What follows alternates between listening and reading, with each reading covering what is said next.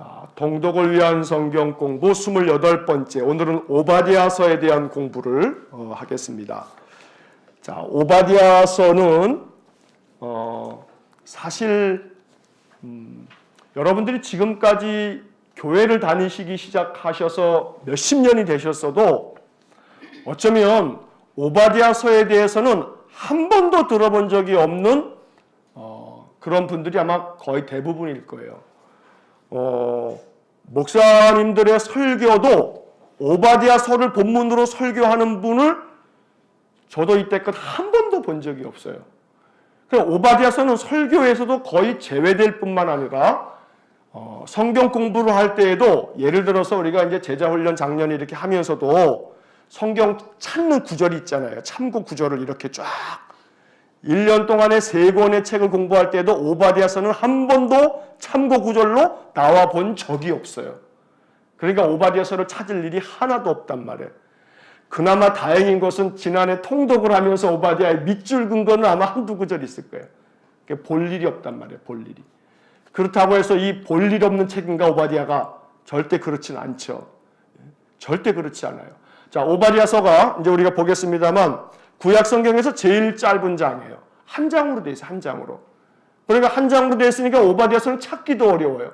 그래서 만약에 주일날 설교 중에 설교 본문을 오바댜서를 해가지고 구약 오바댜 1장 몇 절입니다.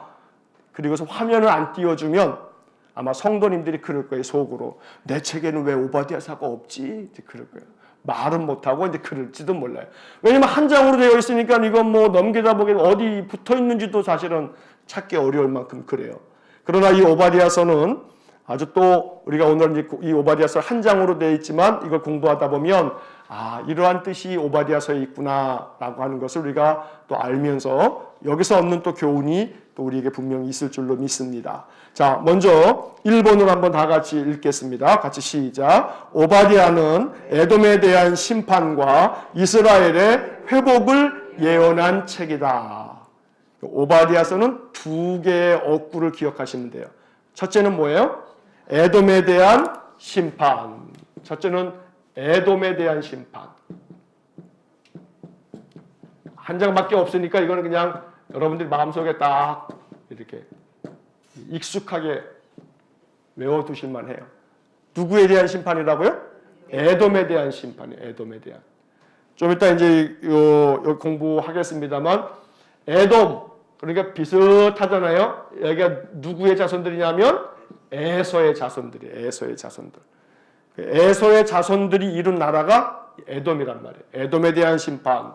그리고 두 번째는 뭐의 회복이에요? 이스라엘의. 그렇죠. 이스라엘의 회복을 얘기한 거예요. 이스라엘의 회복을. 그러니까 우리가 지금 그 이사야서부터 말라기까지 17권의 선지서를 쭉 공부를 하면서 선지서 혹은 예언서라고 부르는 책에 항상 두 가지 뼈대가 있다. 뭐하고 뭐요? 심판과 회복. 그건 모든 이 예언서의 공통된 중심 두 개의 기둥이다 하는 말씀을 드렸죠. 이 오바댜서도 마찬가지예요. 에돔에 대한 심판 이야기를 하시고 그 다음에 이스라엘은 그러나 회복하실 거다. 라는 말씀이 오바댜서예요. 자, 내용을 한번 보겠습니다. 1번의 설명 붙은 부분에 오바댜서는 구약 성경에서 가장 짧은 책이다.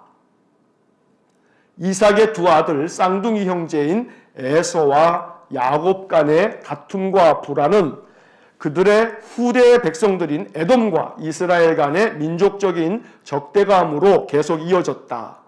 출애굽을 한 이스라엘 백성들이 광야에서 방황할 때 민수기 20장에 나오는 얘기입니다. 그리고 그 후에도 예루살렘이 주변 나라들로부터 침공을 받아 고통을 당할 때 이 이야기는 좀 여러 군데 있기 때문에 제가 성경 구절을 써놓지 않았어요. 형제의 나라이기도 한 에돔은 이스라엘을 돕지 않았고 오히려 완고하게 이스라엘의 고통을 조롱하며 즐거워했다. 오바댜 선지자는 이러한 에돔의 완악함을 책망하고 그들에게 임할 심판을 선포한다. 우리 속담 중에 아주 못된 속담이 하나 있죠. 이웃이 땅을 사면은 어떻게 되나요? 사촌이 땅을 사면 어떻게 돼요? 배가 아파. 사촌이 땅을 사면. 자, 사촌이 땅을 사면은 아이고 잘 됐네. 사촌이 얼마나 가까운 사이냔 말이에요. 근데 사촌이 땅을 샀는데 뭐가 아파요? 배가 아파요. 그럼 사촌이 망하면요? 배가 안 아프겠지. 그러면 이제 막 속으로 히스히스 웃거나 뭐 그러지는 않겠지만 그런 속담이 만들어진 것을 보면 결국 뭐겠어요? 인간이라고 하는 것이 가까이 있는 사람이 그 잘 되는 꼬라지를 못 보는 거죠. 그러니까 누가 좀 잘 되면 축복하고 축하해주고 같이 기뻐해주고 그러면 좋은데 그저 누구 잘 되는 꼴을 못 보는 거야. 이게 인간이 가지고 있는 죄성이에요. 죄성. 근데 이 죄성이 뭐 오늘 현대인만이 아니고 그 옛날 구약 시대의 모든 인간이 다 그래요. 자, 아무리 조상적의 이야기긴 해도 이 에서와 야곱의 이 갈등, 여러분 생각해 보세요. 이 에서의 입장에서는 정말 속상하죠. 이 야곱 얼마나 못됐어요, 이게. 진짜 치사한 놈이죠. 형이 바깥에서 사냥하고 돌아와서 기진맥진돼서 배고파 죽겠는데 팥죽 끓여놓고 형이 좀 달라 하면 어떻게 해야 돼요? 형 수고했어. 아니 사냥하면 사냥해 가지고 온 거 에서가 혼자 먹어요? 가족들하고 다 같이 먹는 거죠. 에서가 지금 뭐 놀고 왔어요? 그러면 이 야곱이 아이고 형 수고했어. 이거 빨리 먹어. 이거 뜨거우니까 조심해서 하고서 줘야지. 그거를 또 그 계산을 해가지고 내가 이거 줄 건데 그럼 뭐 줄래? 장자의 명분을 주라 형. 그러니까 사실은 에서가 장자의 명분을 가볍게 여겼다라고 성경에 기록되어져 있으니까 이 에서의 장자의 명분, 하나님의 이 장자의 이 축복에 대한 이것에 대해서 그가 그것을 소홀히 여기고 가볍게 여긴 것에 대해서 성경은 주목하니까 우리가 그 메시지에 초점을 맞추고 있지만 솔직히 얘기해서 야곱이 결코 잘한 거 아니란 말이에요. 자, 그런 야곱과 이 에서의 이야기는 절정은 아버지 돌아가실 즈음에 축복을 해주는데 그 축복을 어머니랑 작당을 해가지고 핵 가로채버리잖아요. 그러니 그래 맞아요. 엄마도 참 그 리브가 또 왜 또 그랬는지 몰라요. 하여간 예전에 그 얘기를 하니까 신학교 다닐 때 이제 그 대학원에서 그 가족 상담을 신학교에서 이제 한 학기를 공부를 한 적이 있어요. 그때 이제 한 학기 동안에 숙제가 모든 신학생들한테 주어진 숙제가 뭐냐면 창세기에 나오는 인물들이 예를 들어서 그 창세기에 나오는 그 가정들, 그 인물 가정들 있지 않습니까? 아브라함의 가정, 이게 다 가족들이잖아요. 그 가정들이 가지고 있는 역기능을 찾아봐라. 이런 게 이제 숙제예요. 그게 상담하면서 역기능이라고 하는 것은 가족 안에 사랑과 우애가 넘쳐야 되는데 그렇지 아니하고 상처와 아픔과 갈등들이 있단 말이에요. 그 갈등의 요소가 왜 생겼고 그 갈등이 어떤 것을 빚어냈으며 그 갈등의 결과가 도대체 어떻게 됐는가 이런 것들을 막 이제 찾는 거예요. 그리고 이 갈등을 어떻게 해소하면 좋겠나라고 하는 이제 해결 방안까지 이제 이렇게 페이퍼를 갖다가 이제 이렇게 글을 써가지고 내는 그런 숙제들이 있어요. 그 창세기에 보게 되면 믿음의 조상들이긴 하지만 사실은 참 많은 이 가슴 아픈 일들이 그 속에 있어요. 자, 이 에서와 야곱 간의 이야기도 마찬가지예요. 자, 그런데 이렇게 이 예루살렘이 주변 나라로부터 침공을 당할 때 형제의 나라이기도 한 에돔은 당연히 이 이스라엘을 도와줘야 되는데 외면해버리고 오히려 이스라엘이 고통받는 것을 즐거워하고 이랬단 말이에요. 자, 조금 있다가 뒤에서 이제 그 페이지가 제가 그 설명을 뒤에다 써놨는데 미리 먼저 좀 이 말씀을 드리자면 여러분 이 오바댜서가 성경에서 차지하고 있는 아주 기가 막힌 그 반전이 있어요. 뭐냐하면 오바댜 그러면 무조건 누가 생각나야 돼요? 에돔이 생각나야 되는 거예요. 오바댜 그러면 에돔이 생각나야 돼요. 자, 이 에돔 바로 에서의 후손이죠. 그리고 이스라엘은 야곱의 이름이에요.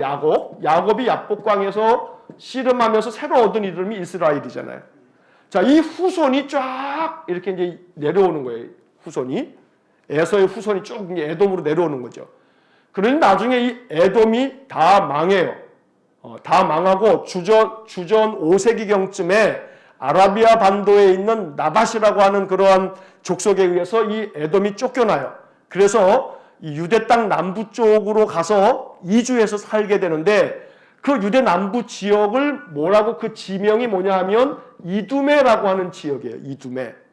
뒤에서 이제 한 번 더 얘기를 할 텐데 자, 이 이두메라고 하는 지역 출신 사람이 성경에 중요한 인물이 하나 있어요. 그게 누구냐면 이두메 출신, 이두메라고 하는 것은 에돔이라고 하는 말이에요. 자, 이두메라고 하는 지역에서 나온 그 출신 중에 성경에 중요한 인물이 누구냐 하면 헤롯 대왕이에요. 헤롯 대왕. 자, 이 헤롯 대왕이 누구냐면 이스라엘의 후손이신 예수님이 탄생하실 때 예수님을 그 어린아이들을 죽여라 라고 했던 헤롯 대왕 있죠. 이 헤롯 대왕이 어디 출신이에요?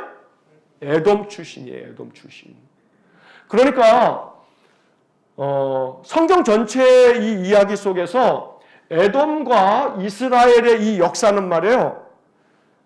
예수 그리스도의 시대까지 이르게 되는 거예요. 이게 얼마나 이 갈등이 오래됐는지를 우리가 알 수 있죠. 그런데 속된 말로 해서 우리가 남이가 그런 말 하잖아요. 우리가 서로 남이가 이게 남이 아니거든요. 형제 나라거든요. 서로 형제지간이야. 서로 에서와 야곱은. 그럼에도 불구하고 이 형제지간의 이들 사이에 있었던 이 갈등과 또 이 대적하는 이 아픔들이 얼마나 오랜 세월의 마지막에 가서는 헤롯 대왕, 결국은 그 헤롯 대왕에 의해서 예수님이 돌아가실 뻔했죠. 태어나실 때. 그리고 난 다음에 예수님이 빌라도에 의해서 이 사형 언도를 받고 십자가에 못 박혀 죽으시긴 했지만 그때 분봉왕이 헤로드에게 와가지고 또 이렇게 재판도 받지 않습니까? 그 헤로드에게 재판을 받았던 그놈이 누구냐 하면 이 헤롯 대왕의 이게 아들이거든요. 그러니까 결국 이 에서와 이 야곱의 이 이야기는 오랜 동안의 이 갈등이 이어져 왔다는 것을 우리가 알 수가 있는 겁니다. 자, 2번을 보시면 오바댜서의 저자는 오바댜다. 물론 당연히 그럴 텐데 1장 1절의 첫 시작이 오바댜의 묵시라 이렇게 돼 있어요. 성경에 보게 되면 요거 한번 잠깐 한번 찾아볼까요? 왜냐하면 저희 성경 통독을 할 때도 오바댜서를 통독할 때 제가 그걸 미처 모르고 요번에 지금 이 수요 공부를 하면서 준비를 하려고 다시 한번 정리하면서 찾아보다 보니까 이 성경 통독하는 저희 지금 아침에 듣는 그 통독 그 CD에 아마 그것을 만든 이 곳에서 착각을 한 것 같아요. 그래서 어떤 부분을 착각했냐 하면 성경을 한번 여러분 오바댜서를 꼭꼭 숨었어요. 어디 있는지. 오바댜서를 찾으면 자, 1284쪽 뭐 그렇게 돼 있어요. 자, 오바댜서 1장을 보시면 오바댜서 1장에 1절이 어디서부터 시작되는 거냐면 오바댜의 묵시라 이게 1절의 시작이에요.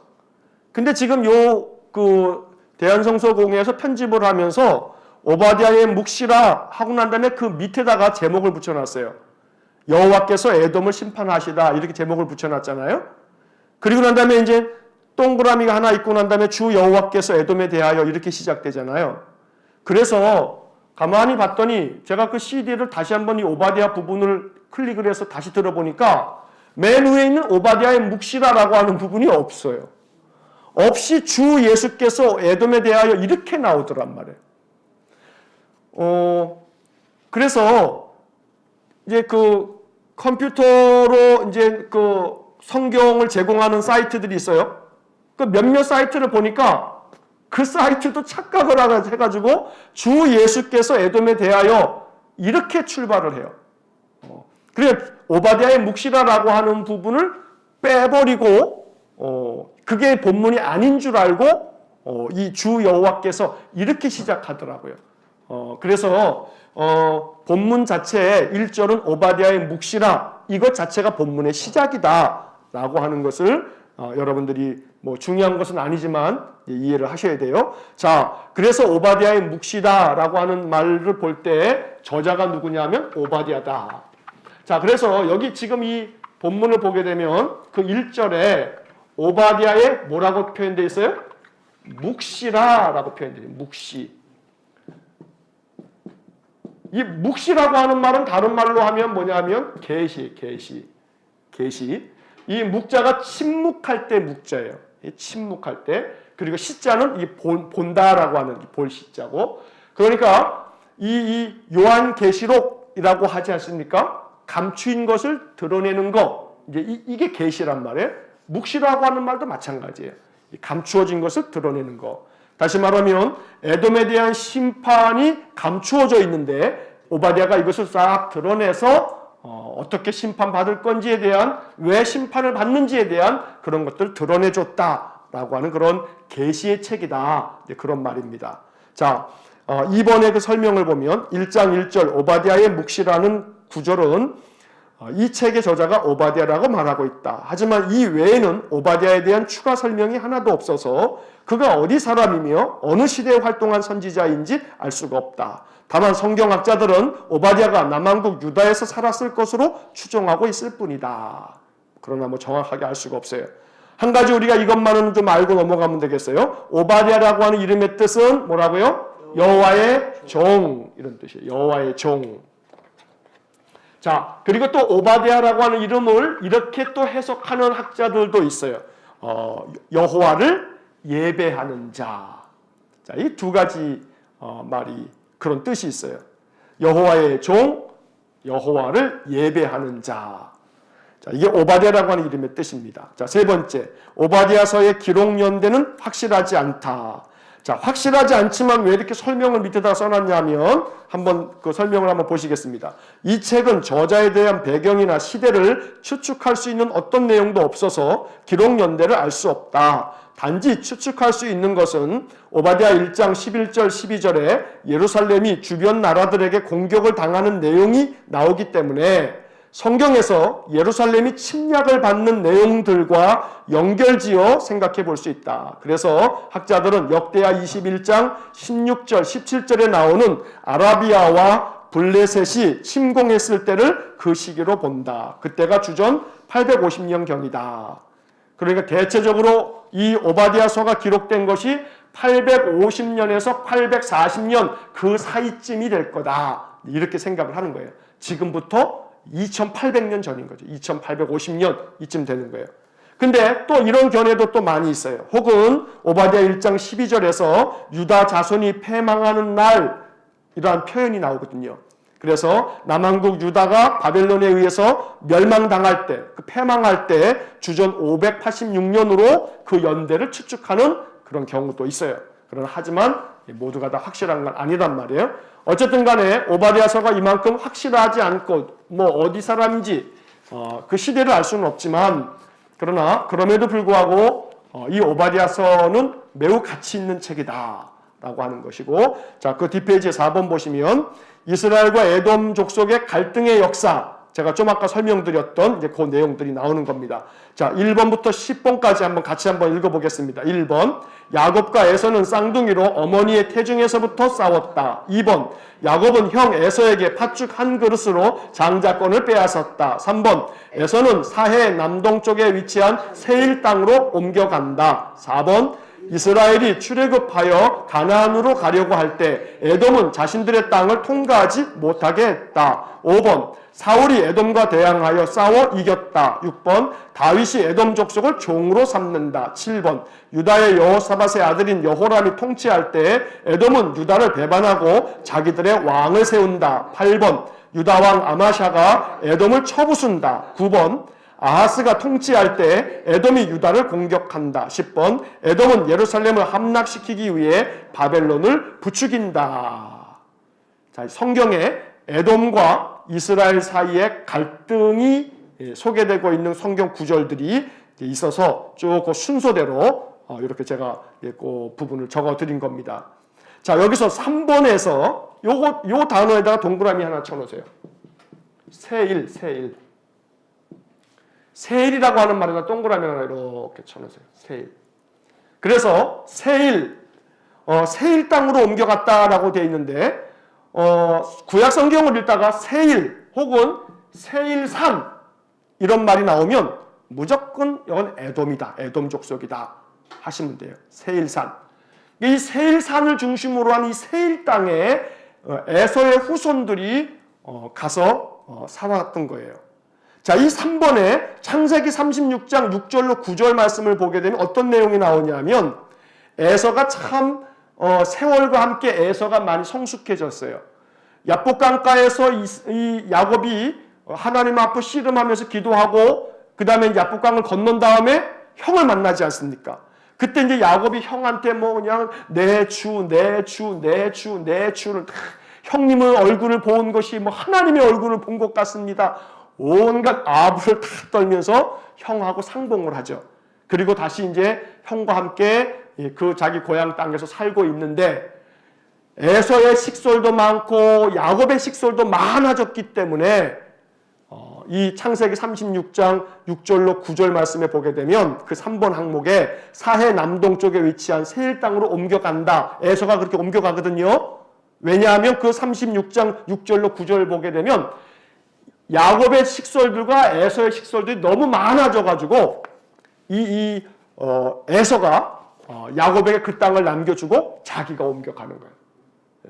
그러니까 그 구절을 보게 되면 에서가 그래도 그 당시는 세월과 함께 많이 성숙해졌구나. 동생을 위해서 그래 너 여기 살아. 아니 자기가 정착해서 살던 땅이니까 야 너네 식구들이랑 우리 식구들이랑 너무 많아졌으니 네가 좀 딴 데 가서 살아라 라고도 할 수 있는 거죠. 근데 야곱을 놔두고 자기가 옮겨가는 이야기가 36장에 나와요. 창세기 36장에.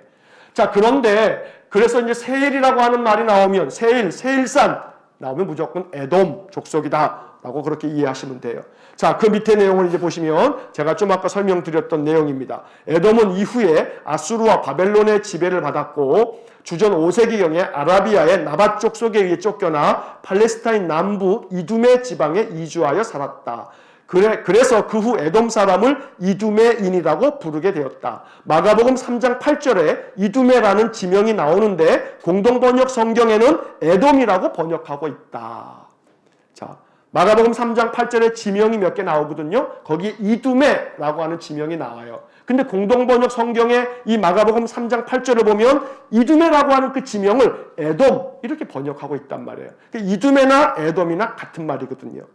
자, 그런데 이 이두메 출신인 헤롯 대왕은 주전 37년에 로마의 통치 아래에서 유다의 왕이 되었고 어떤 의미에서 에서와 야곱의 적대적인 관계가 예수님을 죽이려고 했던 헤롯의 시도로 계속 이어지고 있는 것을 볼 수가 있어요.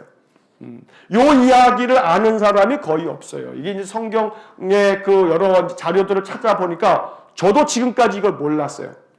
저도 지금까지 이걸 몰랐었는데 요번에 요거 자료를 준비하면서 다시 한번 이렇게 꼼꼼히 그 책들을 한번 몇 개를 찾아보다 보니까 이 헤롯 대왕이 이두메 출신, 이게 에돔 출신이구나 라고 하는 것을 요번에 알게 돼서 저도 깜짝 놀랐는데 여러분들이 이 이야기를 볼 때 오바댜서 에돔이 심판을 받는 이 이야기가 이 성경에서 그렇게 중요한 그런 의미를 차지하는구나 라고 하는 것을 우리가 알 수가 있습니다. 자, 오바댜서는 한 장으로 되어 있기 때문에 매우 짧습니다. 그 내용을 보면 에돔이 멸망할 거다. 왜냐하면 이러이러한 죄악 때문에, 그래서 에돔이 이러한 최후를 맞이하게 될 거다 라고 얘기하면서 그렇지만 이스라엘은 하나님께서 회복시켜 주실 거다. 이런 이야기들이 오바댜서의 이야기입니다. 자, 3페이지에 보시게 되면 이제 내용을 한번 보시겠습니다. 자, 에돔의 멸망 1번. 오바댜는 여호와께서 에돔을 심판하신다는 메시지를 전한다. 자, 가로 1번에 오바댜는 에돔에 관한 하나님의 묵시를 받는다. 1장 1절 한번 같이 읽겠습니다. 오바댜의 묵시라 주 여호와께서 에돔에 대하여 이와 같이 말씀하시니라. 우리가 여호와께로 말미암아 소식을 들었나니 곧 사자가 나라들 가운데 보내심을 받고 이르기를 너희는 일어날지어다. 우리가 일어나서 그와 싸우자 하는 것이니라. 자, 여호와께로 말미암아 소식을 들었다. 이 오바댜가 본 이 말씀은 에돔에 대해서 하나님이 말씀해 주신 거예요. 오바댜에게. 자, 2번. 오바댜가 받은 묵시는 에돔의 교만에 대한 하나님의 심판에 관한 것이다. 자, 3절과 4절 같이 읽겠습니다. 너의 마음의 교만이 너를 속였도다. 바위 틈에 거주하며 높은 곳에 사는 자여, 내가 마음에 이르기를 누가 능히 나를 땅에 끌어내리겠느냐 하니, 내가 독수리처럼 높이 오르며 별 사이에 깃들일지라도 내가 거기에서 너를 끌어내리리라. 여호와의 말씀이니라. 자, 거기 3절에 맨 앞에 마음의 교만 이라고 하는 이 단어에다가 네모를 하나 이렇게 딱 쳐놓으십시오. 이 마음의 교만이 이 오바댜서의 이 핵심의 핵심, 교만. 에돔이 왜 멸망을 당했냐면 마음의 교만 때문에. 자, 이 에돔이 교만할 수밖에 없는 이유가 있어요. 그 3절과 4절이 그걸 설명하고 있는 거예요. 바위 틈에 거주하며 높은 곳에 사는 자여. 또 4절에 독수리처럼 높이 오르며 별 사이에 깃들일지라도. 이렇게 표현이 되어 있는데, 이런 표현은 어떤 의미를 가지고 있는 거냐면 그 밑에 제가 설명을 붙여놨어요. 에돔은 해발 1524m 지역에 약 300m 높이의 붉은 바위산으로 둘러싸인 곳에 성이 있었다. 자, 이 300m 높이의 붉은 바위산이 무슨 산이냐면 아까 무슨 산이라고 말씀드렸어요? 세일산. 세일이라고 하는 말이 붉다라고 하는 뜻이에요. 붉다. 에돔, 에서라고 하는 말도 붉다라고 하는, 빨갛다라고 하는 뜻이거든요. 세일도 마찬가지예요. 그러니까 여기 그 해발 1524m 지역 높은 고지대에 300m 높이의 또 다른 봉우리가 하나 크게 세워져 있는 그 위에 성이 이렇게 딱 서 있는 거예요. 난공불락의 요새란 말이에요. 그래서 그들은 자기들의 요새는 접근할 수 없고 무너질 수 없다고 자신만만했다. 하나님께서는 그러한 그들의 교만을 끌어내리시겠다고 말씀하신다. 이게 3절과 4절이에요. 바위 틈에 거주하며 높은 곳에 사는 자여, 네가 마음에 이르기를 누가 능히 나를 땅에 끌어내리겠냐. 이렇게 높은 데 있는데, 또 독수리처럼 높이 오르며 별 사이에 깃들일지라도, 그렇게 높은 곳에 니네가 산다 할지라도 내가 거기에서 너를 끌어내리리라. 이게 하나님의 말씀인 거예요. 자, 그 4절에 내가 너를 거기서 끌어내리리라. 교만이라고 하는 게 높은 곳에 있어요? 낮은 곳에 있어요? 높은 곳에 있잖아요. 마음이 높은 곳에 있는 그 교만함을 내가 너를 끌어내리겠다라고 말씀하고 계시는 거예요. 이게 오바댜서를 이해하는 데 있어서 중요한 그런 내용입니다. 이게. 자, 3번을 보시면 오바댜는 에돔이 약탈을 당하고 동맹국으로부터 배반을 당한다고 예언한다. 자, 7절 한번 같이 읽겠습니다. 너와 약조한 모든 자들이 다 너를 쫓아 변경에 이르게 하며 너와 화목하던 자들이 너를 속여 이기며 내 먹을 것을 먹는 자들이 내 아래 함정을 파니 내 마음에 지각이 없음이로다. 내 마음에 지각이 없음이로다. 한마디로 얘기하면 이 에돔 족속들아, 너희들 참 멍청한 놈들이다. 이제 그러는 거예요. 그 7절 앞에 너와 약조한 모든 자들이 너를 쫓아내버린다. 너와 화목하던 자들이 널 속인다. 너의 먹을 것을 먹는 자들, 다시 말하면 너한테서 먹을 거를 받아서 먹는 사람들이 네 아래 함정을 판다. 그러니까 동맹국으로부터 네가 배반당할 거다. 이렇게 예언하고 있는 것이지요. 자, 어떤 점에서 이런 말씀들은 역사를 거듭해서 우리가 주목해야 될 말씀입니다. 뭔 말이냐 하면 동맹국을 다 믿을 게 아니라 이 말이에요. 동맹국을. 우리는 생각하기를 미국이 우리의 동맹이라고 생각해요. 동맹 맞아요. 심지어는 동맹을 넘어서 뭐라고 얘기하냐면 혈맹이라고 해요. 혈맹. 피로 맹세한 그런 관계다. 이렇게 얘기를 해요. 6.25 때 유엔이 만들어진 지 얼마 안 됐을 때 제일 첫 번째로 벌어졌던 이 국제적인 전쟁의 유엔이 다 가결을 해가지고 이 한반도 땅에 들어온 거, 그리고 그 유엔의 가장 중심적인 역할을 했던 미국, 대단히 우리 한반도, 우리 대한민국의 역사에 있어서는 굉장히 큰 도움이 된 것만큼은 사실이에요, 사실. 그러나 몇십 년이 지난 오늘날 이 현대 사회에서 국가 간의 동맹이라고 하는 것이 굉장히 중요하고 필요해요. 미국은 분명히 우리의 우방이고 우리의 동맹국인 것은 분명한 사실이에요. 그러나 한 가지 기억할 것은 그 혈맹이라고 표현하고 동맹국이라고 얘기하는 미국이 소위 얘기해서 뭐 자선단체처럼 우리에게 무조건 다 아무런 이 자기들의 이익 없이 내주는 것은 절대 아니라는 거예요. 절대 아니라는 거예요. 그러니까 혈맹이니 동맹이니 맞는 말이겠으나 그러나 동맹국 의지하면 어떻게 된다고요? 배반당할 수 있다라고 하는 것이 에돔에 대한 심판 예언이에요. 그러니까 우리들은 그렇다고 오해하지 마세요. 아, 목사님은 저쪽 이렇게 이 친미가 아닌 모양이다. 뭐 이제 정치적인 어떤 이념을 얘기하려고 하는 것이 아니라 어떠한 나라들도 결국은 동맹국으로부터 배반당한다라고 하는 이 이야기는 결국 뭘 얘기하는 거냐면 우리의 영원한 동맹, 우리의 영원한 혈맹은 예수 그리스도밖에 없는 거예요. 예수 그리스도밖에. 우리를 위해서 아무런 조건 없이 피를 내주신 분은 예수 그리스도밖에 없는 거죠.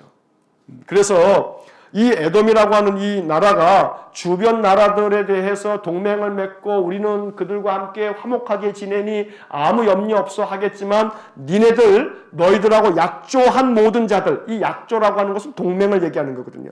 그런 동맹한 나라들로부터 니들이 쫓겨날 거야. 이런 얘기를 하고 있는 겁니다. 자, 4번을 보시게 되면 오바댜는 에돔이 결국에는 다 멸절될 것이라고 예언한다. 8절과 9절 같이 읽겠습니다. 여호와의 말씀이니라. 그날에 내가 에돔에서 지혜 있는 자를 멸하며 에서의 산에서 지각 있는 자를 멸하지 아니하겠느냐. 드마나 내 용사들이 놀랄 것이라. 이로 말미암아 에서의 산에 있는 사람은 다 죽임을 당하여 멸절되리라. 이 9절 마지막 부분이 바로 에서의 산에 있는 사람은 다 죽임을 당하여 멸절되리라.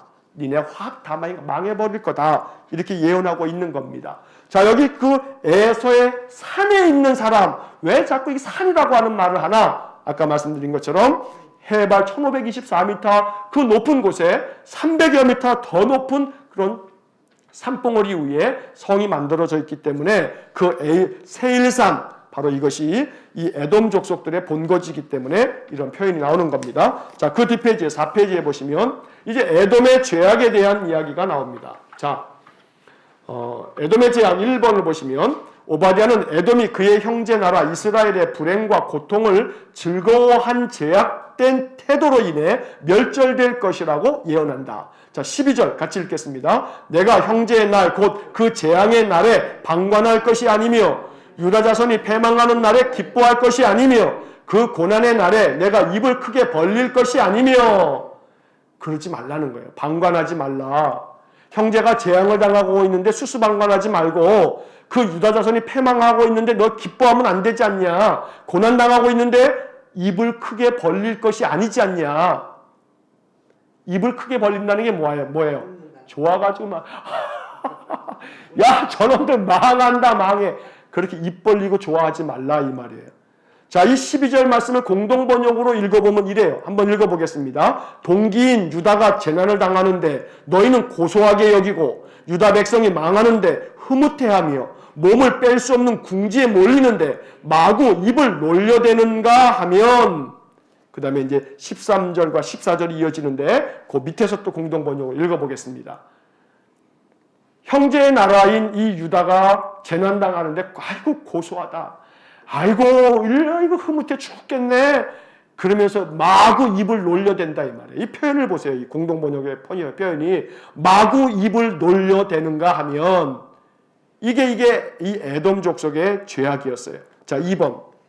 오바댜는 에돔이 그의 형제 나라 야곱이 고통을 당할 때 그들이 저지른 행동으로 인해 멸절될 것이라고 예언한다. 자, 13절과 14절 같이 읽겠습니다. 내 백성이 환난을 당하는 날에 내가 그 성문에 들어가지 않을 것이며 환난을 당하는 날에 내가 그 고난을 방관하지 아니할 것이며 환난을 당하는 날에 내가 그 재물에 손을 대지 않을 것이며 내 거리에 서서 그 도망가는 자를 막지 않을 것이며 고난의 날에 그 남은 자를 원수에게 넘기지 않을 것이니라.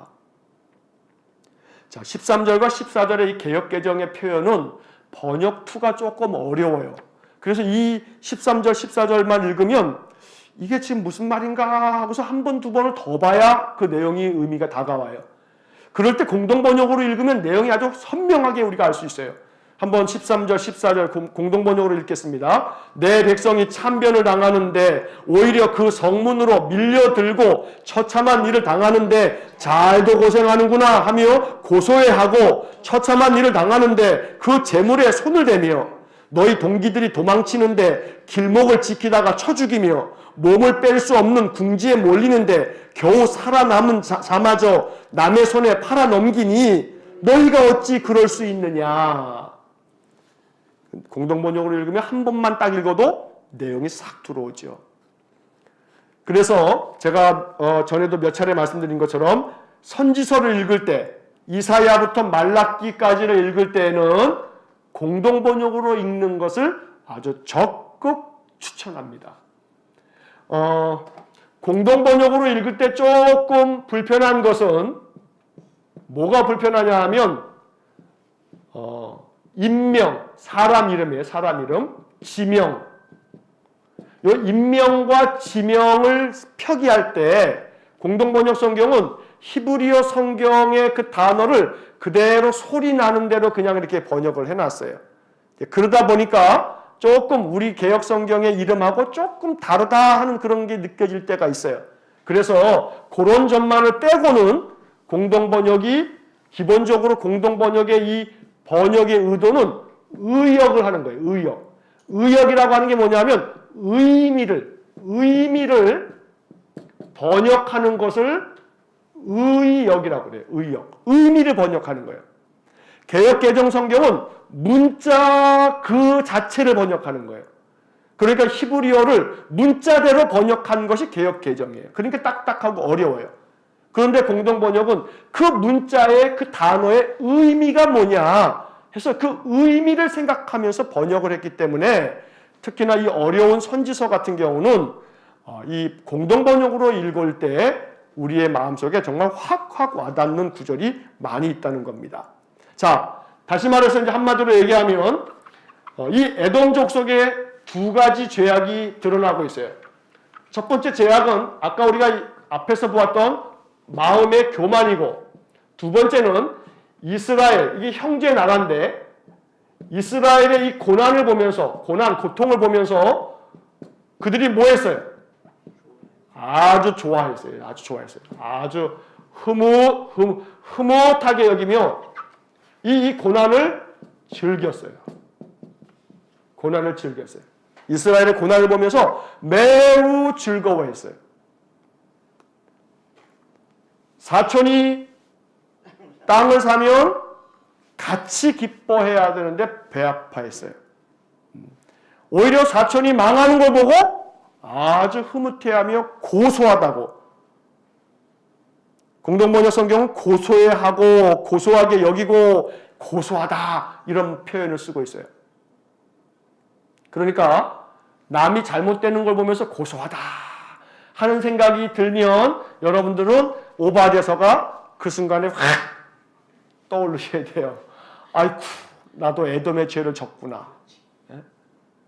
남이 잘 되는 것을 보면서 에이씨 하는 마음이 들면 아하, 내가 에돔의 죄를 짓고 있구나 라고 생각하셔야 되는 거예요.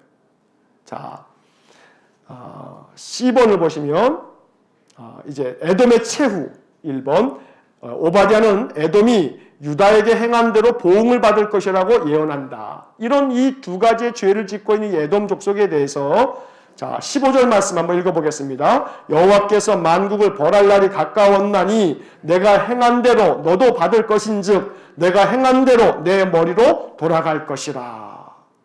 행한 대로 받을 거다. 이 얼마나 무시무시한 얘기예요. 행한 대로 너도 받을 거다. 자, 그 뒷페이지에 보면 5페이지에 오바댜는 에돔이 지상에서 멸절될 것이라고 예언한다. 16절 같이 읽겠습니다. 너희가 내 성산에서 마신 것 같이 만국인이 항상 마시리니 곧 마시고 삼켜서 본래 없던 것 같이 되리라. 자, 이 말은 그 밑에 제가 설명을 붙여놨어요. 에돔이 예루살렘 성읍에 들어가서 예루살렘의 멸망을 보고 마시며 축제를 벌인 것처럼 다른 나라들이 에돔을 멸망시킨 후에 축제를 벌이며 마실 것이라고 예언한 것이다. 그래서 에돔이 본래 없었던 것 같이 멸절될 것이라고 예언한다. 이게 16절의 말씀이에요. 너희가 내 성산에서, 거룩한 산에서, 다시 말하면 예루살렘 성전을 얘기하는 거예요. 예루살렘 성전을 시온산이라고 하는 말로도 표현하고 시온 이렇게 말하고 하고 성산 이런 단어들이 다 예루살렘 성전, 예루살렘을 얘기하는 건데 성산에서 마신 것 같이 이 예루살렘이 무너지는 그 터 위에서 그들 축제를 벌였거든요. 그런 것처럼 만국인이 많은 다른 나라들이 항상 너희들로 인해서 마시고 또 삼키며 즐거워할 거다. 니들 망할 거야. 이렇게 말하는 것이죠. 자, 이렇게 16절까지 에돔에 대한 심판을 이야기하신 다음에 이제 17절부터 21절까지는 이스라엘의 회복을 말씀하고 계십니다. 자, 1번. 오바댜 선지자는 에돔은 멸망하나 이스라엘은 구원을 받는다고 예언한다. 17절, 18절 말씀이 그런데 자, 18절의 앞부분만 읽겠습니다. 시작. 야곱 족속은 불이 될 것이며 요셉 족속은 불꽃이 될 것이요 에서 족속은 지푸라기가 될 것이라. 여러분, 지푸라기가 불꽃 조그만 불씨 하나만 있어도 휙 다 타버리지 않습니까? 야곱과 요셉 족속, 이 이스라엘 족속을 얘기하는 거예요. 이스라엘은 불이 될 건데 에서는 지푸라기가 될 거다. 자, 베드로전서 5장 5절 그 뒷부분에 이런 구절이 나옵니다. 한번 읽겠습니다. 하나님은 교만한 자를 대적하시되 겸손한 자들에게는 은혜를 주시느니라. 우리가 이 오바댜서를 공부하면서 기억할 그런 말씀입니다. 자, 이제 마지막 오바댜는 이스라엘이 회복될 것을 예언한다. 20절, 21절 한번 같이 읽겠습니다. 사로잡혔던 이스라엘의 많은 자손은 가나안 사람에게 속한 이 땅을 사르밧까지 얻을 것이며 예루살렘에서 사로잡혔던 자들 곧 스바랏에 있는 자들은 네겝의 성읍들을 얻을 것이니라. 구원받은 자들이 시온산에 올라와서 에서의 산을 심판하리니 나라가 여호와께 속하리라. 자, 이게 마지막 구절이에요. 오바댜의 마지막 구절인데 사로잡혔던 이스라엘의 많은 자손은 가나안 사람에게 속한 이 땅을 사르밧까지 얻을 것이며 라고 되어 있어요. 자, 이 말은 이스라엘의 자손들이 이제 회복될 거다라고 말하는데 여기에 사르밧까지 얻을 거다라고 돼요. 사르밧. 그러면 우리가 성경을 볼 때 성경에서 어떤 얘기가 나오냐면 이 사르밧 그러면 사르밧 과부 얘기가 나와요. 엘리야에게 먹을 것이 없는데 이제 뭐 기름 얼마 남지 않아 가지고 밀가루 조금 남은 것 가지고 이렇게 했었던 그 사르밧 과부 이야기가 나왔던 그 지명, 그 사르밧이라고 하는 동네에 살았던 여인이거든요. 열왕기상 17장에 나오는 얘기예요. 자, 근데 이 사르밧이라고 하는 이 지역, 거기 그 사르밧이라고 하는 이 20절에 그 단어에다가 동그라미 하나 쳐놓으시고 그 위에다 이렇게 좀 써놓으세요. 두로와 시돈 요 땅이 있는 두로와 시돈 땅 중간 요 일대를 사르밧이라고 해요. 사르밧은 두로와 시돈 그 중간쯤에 있는 도시예요. 그런 마을이에요. 자, 이 두로와 시돈이라고 하는 것은 이렇게 이스라엘 땅이 있으면 갈릴리 요단강 사해 그러면 이 두로와 시돈은 갈릴리 북쪽 요쪽에 두로와 시돈 요쪽이에요. 그 사르밧이라고 하는 것은 요 중간쯤 요 동네 어디쯤에 있는 거예요. 이 두로와 시돈이라고 하는 이 땅은 역사적으로는 우리가 이제 옛날에 학교 다닐 때 공부했던 나라는 페니키아라고 하는 나라를 세계사 공부하거나 옛날 고등학교 때 페니키아 이렇게 이름이 들었던 그런 나라가 바로 두로와 시돈 그 땅이에요. 자, 이 사르밧까지 이스라엘 사로잡혔던 자손들이 여기까지 땅을 얻을 거다라고 돼 있고, 두 번째 줄에 보게 되면 그 20절의 끝에 예루살렘에서 사로잡혔던 자들 곧 스바랏에 있는 자들은, 그래 스바랏. 두 번째는 뭐가 나오냐면 스바랏이라고 나와요. 스바랏. 자, 여기 스바랏이라고 하는 이 말에다가도 동그라미를 하나 쳐놓으시고 그 밑에다가 이렇게 써놓으세요. 이 스바랏은 어디를 얘기하는 거냐면 사대를 얘기하는 거예요. 사대. 사대. 자, 사대 그러면 여러분들 이제 뭐가 떠오르시냐면 요한계시록에 보게 되면 사대교회가 나와요. 사대교회. 요한계시록 요한이 환상을 본 7교회에 대한 환상이 나와요. 그 7교회 환상에서 서모나 교회하고 빌라델피아 교회는 칭찬만 받은 교회고, 또 나머지 교회들이 쫙 나오는데 뭐 에베소 교회에서부터 시작해가지고 버가모 교회, 또 뭐 사대 교회 이렇게 나온단 말이에요. 요한계시록 3장에 시작할 때 사대 교회가 나오는데, 이 사대 교회라고 하는 곳이 사대라고 하는 그 지역에 있는 교회가 사대 교회거든요. 이 스바랏이라고 하는 것은 이 사대라고 하는 이름하고 같은 지명이에요. 자, 그러면 이 사대라고 하는 곳이 어디냐면 이렇게 좀 지도가 좀 그렇습니다만 여기가 이제 팔레스타인 이스라엘 땅이고요. 그리고 이쪽에 북쪽쯤 여기쯤에 안디옥이 있어요. 이 안디옥 교회에서 신약 사도행전에 바울이 파송이 된 거예요. 안디옥 교회에서 파송이 되어 전도 여행을 하지 않습니까? 전도 여행을 1차 전도 여행을 여기 섬에 갔다 구브로 섬에 갔다가 이 터키 땅으로 들어가는 거예요. 터키 땅으로. 그래서 비시디아, 안디옥, 뭐 이렇게 버가, 뭐 이렇게 해서 쭉 이고디온 이렇게 1차 쫙 하는데, 그리고 이제 2차 전도 여행을 하면서 요쪽에 어디가 있냐면 요게 에베소라고 하는 곳이 있어요. 에베소서 신약 성경에 이 에베소 교회 바로 그 위에 뭐가 있냐면 사대라고 하는 동네가 있어요. 그게 사대교회. 자, 그러면 예루살렘으로부터 사로잡혔던 자들, 다시 말하면 이 예루살렘에 살다가 사로잡혀 갔어요. 그래서 이 이스라엘 사람들 중에서 어디까지 붙들려간 거예요? 사대까지 쫓겨나갔던 이 사람들이 다시 네겝의 성읍들을 얻을 거다. 이 네겝이라고 하는 말에다 동그라미를 쳐놓으시고, 이 네겝이라고 하는 말은 무슨 뜻이냐면 남방 땅이라고 말해요. 남방 땅. 다시 말하면 남쪽 땅. 남쪽 땅이 더 이해하기 쉽겠네. 남쪽 땅. 그러니까 이 네겝이라고 하는 이 말은,